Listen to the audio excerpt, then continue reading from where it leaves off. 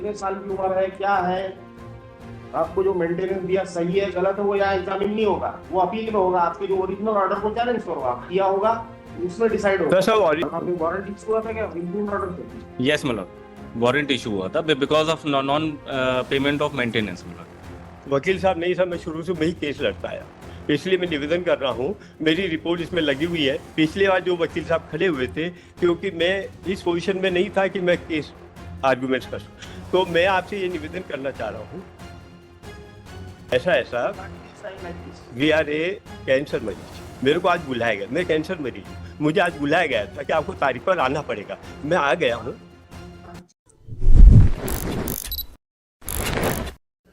Of the parties were directed मतलब.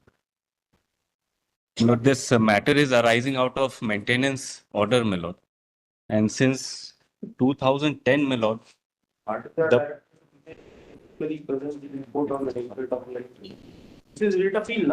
this is writ appeal, my lord, arising out of an order passed in my maintenance, my lord. Maintenance case. Appeal maintenance में नहीं क्या? My lord, 220.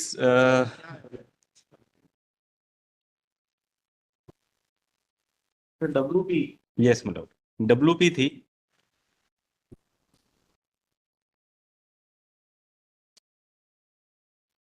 To 226 की petition file हुई थी against issuance of warrant मतलब, because the husband Milord is not paying the maintenance Milord since 2010 Milord, despite several orders by the High Court and by the trial court Milord. And Milord, on false averment Milord, stay has been granted Milord by this honorable court, wide order dated 7/10/23 Milord, and I have filed a vacating stay application Milord. The false averment is that the wife is leading an adulterous life, my lord. And I filed, my lord, concerned FIR and charge sheet that no. The issue is whether the warrants can be issued or not. Yes, my lord. That's right. Just said Yes. as held that warrants can be issued. Yes, my lord.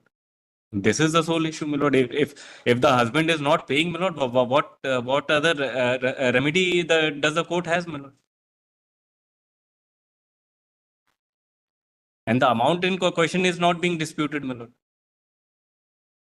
So limitation would not be applicable. Yes, my lord. Because that is a recurring cause of action. Yes, my lord. Very true, my lord. Very true. And that.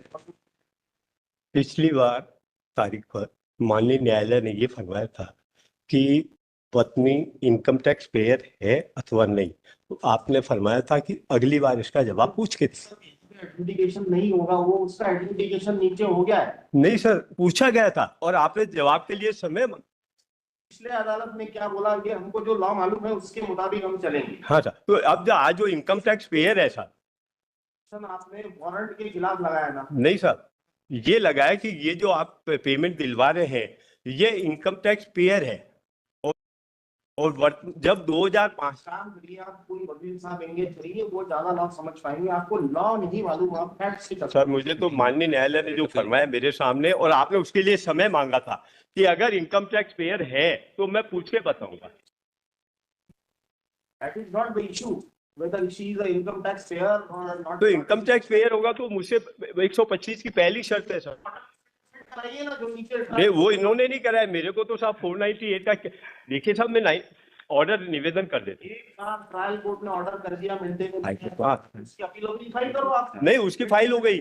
उसके बाद 17/2/20 को माननीय उच्च न्यायालय ने एक order पारित किया श्रीमान गुप्ता साहब ने कि अगर आपने 498 का केस जीत चुके हैं। एक ही बार लास्ट बताऊंगा, otherwise you engage the council और will pass the order. We know what is the law. This is a writ appeal arising out of an order passed by the bench in a writ proceedings. Here you have challenged issuance of a warrant. That's all. That is the only issue here. Sir, मेरी 74 साल की, कितने साल की उम्र है, क्या है, आपको जो मेंटेनेंस दिया सही है गलत है, वो यहाँ एग्जामिन नहीं होगा, वो अपील में होगा। आपके जो ओरिजिनल ऑर्डर को चैलेंज करो, आप किया होगा उसमें डिसाइड होगा। सर ओरिजिनल अपील की अपील करने पर 7/7/2008 को वो निरस्त भी हो चुका, फिर वापस ऑर्डर हुआ। 7/7/2008 को मेंटेनेंस ऑर्डर माननीय जिला न्यायाधीश श्रीमान हरदा, उन्होंने उसको निरस्त भी किया है, उसके बाद वापस राइज हुआ है।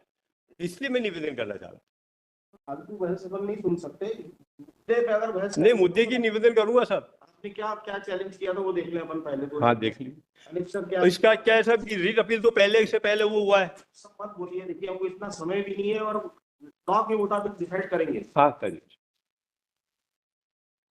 आपने वारंट इशू हुआ था क्या इम्प्रूव्ड ऑर्डर से?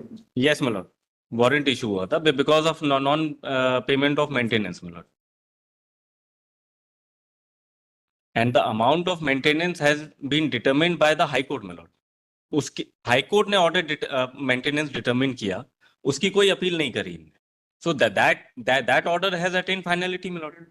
Now the trial court, my lord, calculated the arrears and directed him to pay within a certain period. He did not pay, and then thereafter, yes, this is the case, my lord. Yes, my sir lord. जब मुझे Only issuance of warrant, my lord. Sir मुझे जब payment देना बनता है तब तो इससे पहले भी हो गए।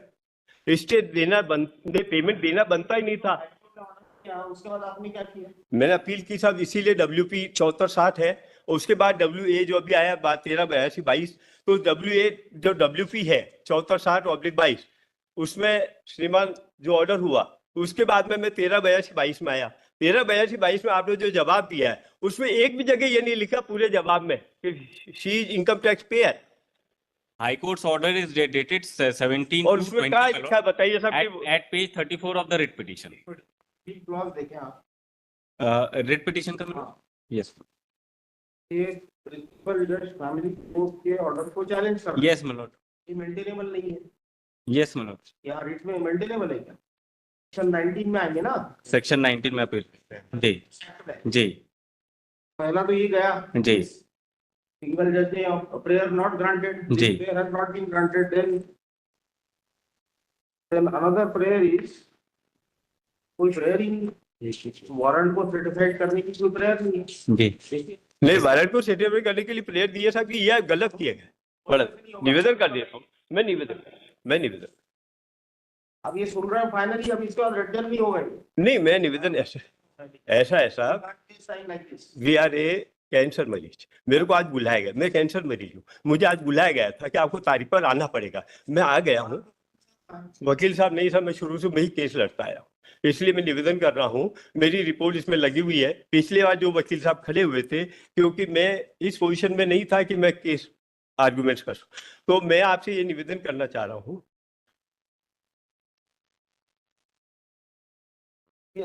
वारंट चैलेंज नहीं किया my lord इनने। 13(2) का भी ऑर्डर देख लें। 13(2) के ऑर्डर में इनने सिर्फ टाइम मांगा था कि हमको चैलेंज करने के लिए, कि हमको रेट पिटीशन में चैलेंज करना है। वो रेट पिटीशन फाइल करी कि नहीं करी ये भी ये नहीं बता रहे। उसी बेस पर माननीय न्यायालय ने, उच्च न्यायालय डीबी ने हमें स्टे दिया सर, इस बेस पर कि ये पैसा देना नहीं बनता है, अभी इस पैसे को रोका जाए। तो जब एक बार स्टे हुआ, वो किस लिए किया गया था? इसीलिए किया गया, पैसा देना नहीं बनता था। ये तो ऑर्डर माननीय न्यायालय भी कर देता कि पैसे दे दो। 13(2) order, my lord, is at page 17 of the writ petition.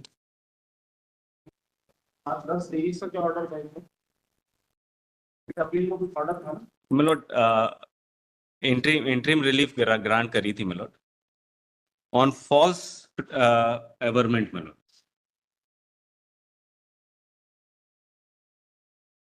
Para 3 of this order may be seen.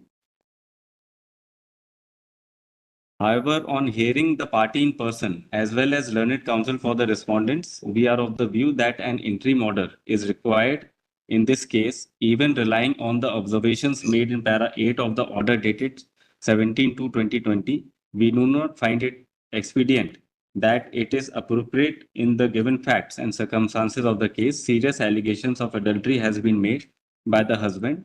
Until and unless the same is decided, the question of paying maintenance would necessarily have to take a back seat. More so, the liberty that the order could be modified by stopping the payment of maintenance also, in our considered view, is inappropriate. The question of paying maintenance to an adulterous wife would not arise for consideration at all. Therefore, it is only just and necessary that the case for adultery be decided earlier. The complaint for adultery was filed on so and so. It is only a year thereafter that the petition under section 125 CRPC has been filed by the wife. Thereafter, my lord, liberty was given to me, my lord, to counter this allegation, my lord. So I have filed application for vacating stay, stating that this is a false allegation, my lord, and no charge. That case. Ji, Adultery. adultery का कोई case ही नहीं है, my lord. है sir, This is what I have shown in my vacating stay, my lord. Last order यही किया कि adultery, order छोड़िए, आप कुछ डॉक्यूमेंट बताइए। हाँ इसमें है साहब लगा हुआ, एडल्ट्री का केस फाइनल कराने के बाद आई है। My vacating stay में भी मैं तारीख देता हूँ sir. it was not maintainable, my lord. अगर आप इम्प्यून्ड ऑर्डर, जो रिट पिटीशन का इम्प्यून्ड ऑर्डर है, उसमें भी आ जाए my lord, एक मिनट के लिए, page 17 of the writ petition, उसमें मांगा क्या है? Page 17 of the writ petition, effective proportion पढ़ रहा हूं मैं लोग, आइए नंबर 5।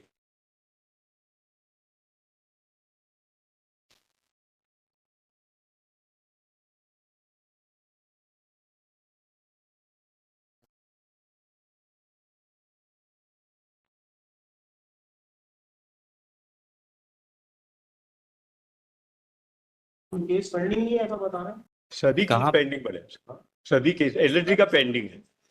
मतलब एक पेंडिंग है, but that is not on adultery, not on adultery. नहीं, Why doesn't he allow me to speak, my lord? He's interrupting. अच्छा, ये पैरा पेज 17 पे आ गया। Page 17, my lord. This was the impugned order in the writ petition, my lord. आइए number 5 का तथ्य ये है कि अनावेदक द्वारा सौ रुपए का चेक जमा यस, कहाँ पे? my lord, in center of the page, my lord. आइए नंबर 5। हाँ, ये नंबर 5। आइए नंबर 5 का तथ्य यह है कि अनावेदक द्वारा 100 रुपए का चेक जमा कराया गया था, जिसका संयोजन भरण पोषण की बकाया राशि में नहीं किया गया है।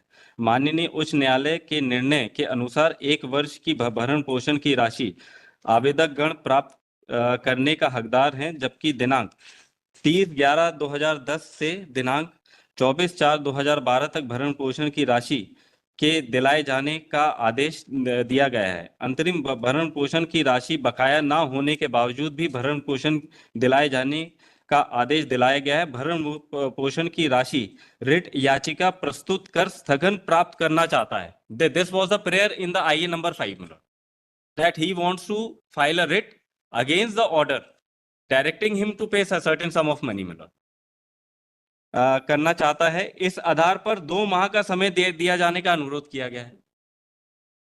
This 2 months was declined by this order, my lord, और इसको चैलेंज किया है इन्होंने। Yes, my lord, 226 is not maintainable. At the most 227 पे आएंगे, उसके अगेंस्ट at the most, और उसके अगेंस्ट भी फिर writ appeal is not maintainable. 227 treat करें। Yes, my lord. Yes, my lord. Further my lord, आवेदक गण की ओर से विद्वान अधिवक्ता ने यह प्रकट किया है कि अनावेदक अनावश्यक रूप से देय बकाया भरण पोषण की राशि का भुगतान को विलंब करने के आशय से बार बार आवेदन प्रस्तुत करता है। इस आधार पर आवेदक को निरस्त कर वसूली पूर्व वारंट जारी किए जाने का अनुरोध किया गया है। So this is not an interlocutory order. The order which they have challenged. Yes. Is it an interlocutory order? Yes, ma'am. I think so, ma'am.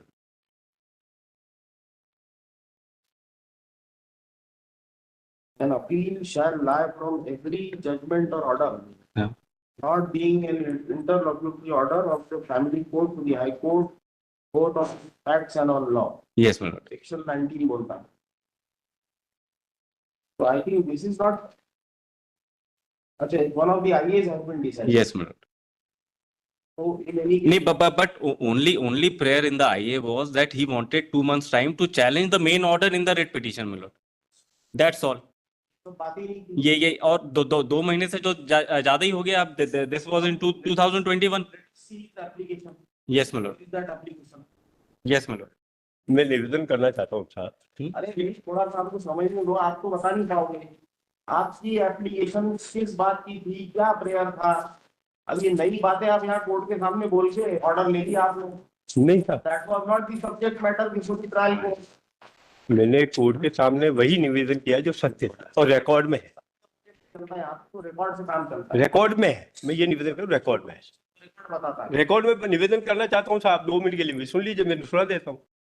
कोई देख रहा है अभी? नहीं, आप 74-60 का पेज नंबर 73, 74, 75 पढ़ लीजिए, तो 4 लाइन में सारा चीज के आदेश यहाँ चैलेंज किया है, उसकी आईए किधर है? है। उसकी आइए कहाँ है क्या? नहीं रिकॉर्ड में नहीं है। नहीं रिकॉर्ड कहाँ है?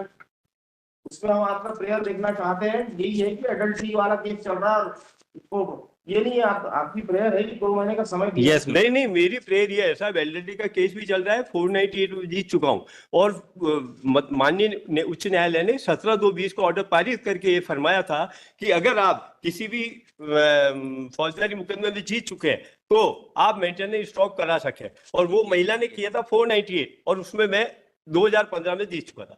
2015 से अब तक मैं खाली यही निवेदन कर रहा हूँ। सर डिसाइड करना है इसको। My apologies. अंतरिम आवेदन जो निरस्त कर दिया गया। पेज 19 में है मिलोट, रेट पिटीशन की पेज 19 में। इसमें क्या लिखा हुआ है? इसमें लास्ट में बाहर नहीं जाएंगे, आप कुछ भी बोलते रहिए। और पेज 20 देखेंगे हम लोग बस। दूसरे बेंच ने क्या ऑर्डर पास किया, that is a different matter. Now we are hearing finally page 20 में application for vacating stay. Yes ma'am, page 20 the relief clause milord. अतः प्रार्थना है कि माननीय उच्च न्यायालय रिट याचिका प्रस्तुत कर सघन आदेश लेने हेतु 2 माह का समय प्रदान किया जाने का आदेश पारित तब तक उक्त प्रकरण की कार्रवाई को स्थगित किया जाए। This was the limited prayer milord. इतनी लिमिटेड प्रेयर है आपकी? सर लिमिटेड, इस बात में सर लिमिटेड कैसे? मैं निवेदन ये कर रहा हूँ। कोई अपील नहीं सुन रहे हैं, आप पूरी अपील नहीं सुन रहे हैं। ठीक, एक आवेदन निरस्त होने के बाद आपने रिट लगा दी, वो भी 226 में मेंटेनेबल ही है actually. It is only 2 to 7। सब माननीय न्यायालय ने एक्सेप्ट किया और मुझे स्टे दिया, और सुन के स्टे दिया, और डीबी से द्वारा ही दिया गया। एक सेकंड, अरे एक निवेदन साहब, मैं निवेदन ये कर रहा हूँ कि मेरी जो 74-60 में मेरी एप्लीकेशन है जिसके विरुद्ध में वापस WA में आया, WP पहले की है, WA जिसके विरुद्ध यहाँ है उसी के बेसिस पे डिसाइड होगा सर। तो 74-60 मेरा बेसिक है। क्या हुआ? WP 74-60 कहाँ है? वो लगा नहीं है, वो इसमें लगा हुआ है। डिसाइड हो गई ऑलरेडी। नहीं सर, वो डिसाइड हुआ तो इसी का तो पार्ट बना WA, वो रॉन्ग हुआ, उसी को मैंने चैलेंज किया, तो उसी को रिकॉर्ड इसके साथ लगा हुआ है श्रीमान। 2 केस है आपके? हाँ 2 केस, 58-38-2021। ये तो एक तो केस हो गया। हाँ एक तो हो गया मिलोट। क्या है? 74-60 दूसरे में माय फ्रेंड इज अपीयरिंग। 74-60 हमने 605 की सुनवाई कर ली, ठीक, तो देखते हैं पास द ऑर्डर। ठीक। अब बताइए 605 में मैं क्यों आया सर कि 74-60 इसके पीछे लगा WP 74 करके डिसाइड करते हैं। आप अलग अलग केस क्यों फाइल करते नहीं, यही कह रहा हूँ सर। हैं? क्यों नहीं कर दिया? 605 में नहीं, वो अपन ने देख लिया एक ऑर्डर के खिलाफ है, उसको देखना है ऑर्डर लर्नेड सिंगल जज का ठीक है या नहीं है, बस इतना ही देखना उसको। बिल्कुल सर। उसके अलावा और स्कोप एनलार्ज नहीं कर सकते उसका। जैसा आप बोलेंगे कि एडल्ट्री देखो, ये देखो, वो केस पेंडिंग है, ये सब इसकी जरूरत ही नहीं है उसमें। तो सब में 74-60 में जो डॉक्यूमेंट्स लगाए मैंने, जो इस 1382-22 605/23 का जो बताइए, तभी सुन रहे हैं अपन। वो आपकी रिट पिटीशन तो डिसाइडेड है ऑलरेडी। वो अलग है सर, वो उसका केस नंबर 58-38/21। ये आपको जो निवेदन कर रहा हूँ सब, ये केस है 605/23 जो WA है, और इसका जो बेसिक है वो WP है जो है 74-60/22, और उसके अंदर जो डॉक्यूमेंट गलत नंबर बता रहे हैं मिलोट, ये गलत नंबर बता रहे हैं। क्या बता रहे? कोई बात नहीं, मैं वापस निवेदन में लिख दूंगा। अभी जो सुन रहा है, आपकी जो रिटर्न सुन रहा है, उसका नंबर है 1382 1382 है ना। ये अराइज हो रही है WP 74-60 74-60 है ना। मैं 74-60 को निवेदन करना चाहता हूँ। 74-60 का पेज नंबर 73।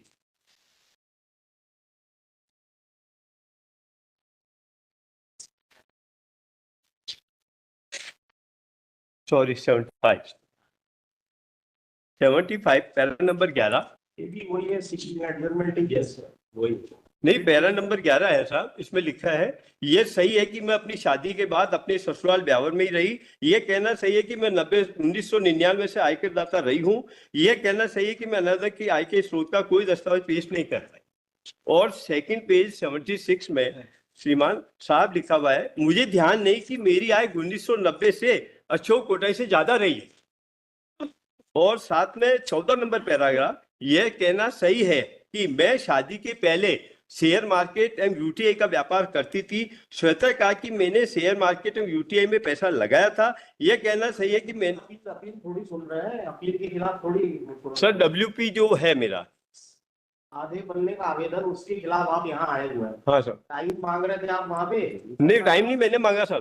ठीक, अब आपको आवेदन पढ़ के सुनाता हूँ। मैं कैंसर मेरी था, मैं इतना तेज अभी भी नहीं बोल पा रहा हूँ, पर चूंकि आप फरमा रहे हैं वो बोल पा रहा हूँ। पर मेरा निवेदन ये है कि अगर वास्तविक रियल डॉक्यूमेंट जो रिकॉर्ड में है वो तो श्रीमान निवेदन करूंगा ना। तो देखने की जरूरत ही नहीं है। आपने क्या एप्लीकेशन क्या लगाया? रिजेक्ट कि- चाहिए। Number 2, moved by the present petitioner seeking adjournment of the proceedings pending before the learned family court. Yes. अब ये learned single judge बोलते हैं, I have released the order refusing to adjourn the matter in regard to recovery of arrears of maintenance payable to the wife and children merely on the ground of pendency of some other criminal case. तो आपको time देने से इनकार कर दिया। बस उसके खिलाफ आप यहाँ आ गए। ये पहले का ऑर्डर है। पूरे अलग अलग फैक्ट्स बता रहे हो, तो आपको टाइम सही दिया, सही रिव्यूज किया कि नहीं किया, इतना देखना है हमको बस। हाँ, वही तो निवेदन मैं कर रहा हूँ। तो वो जब निवेदन कर रहा हूँ कि जब वो उन्होंने गलत निर्णय दे दिया, मुझे टाइम मैंने किस लिए मांगा? गलत निर्णय दे दिए तो उसकी अपील होती है। नहीं कर रहा हूँ सर, WA इसीलिए 605 जो है, WA में आपने सिर्फ वो आगे 1382 चैलेंज किया है बस। हाँ तो मेंटेनेंस देने का वो यहाँ नहीं चैलेंज है। नहीं है सर, देखिए पढ़ देता हूँ। अरे सब देख लिया, इतना आपको बिना बोले बिना पढ़े बोलते ही नहीं हमने। सर मैं निवेदन कर दूं।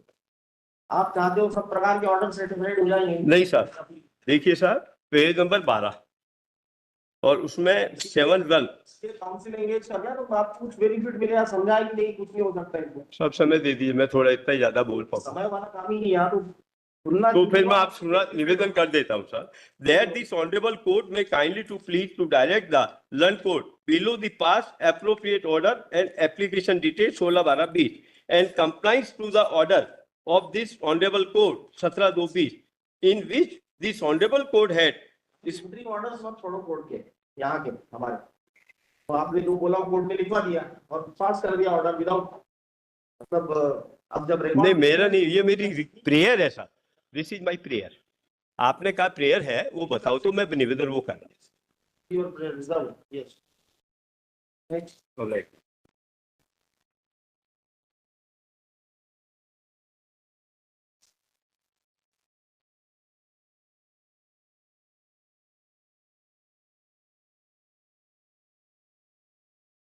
I gave you my heart.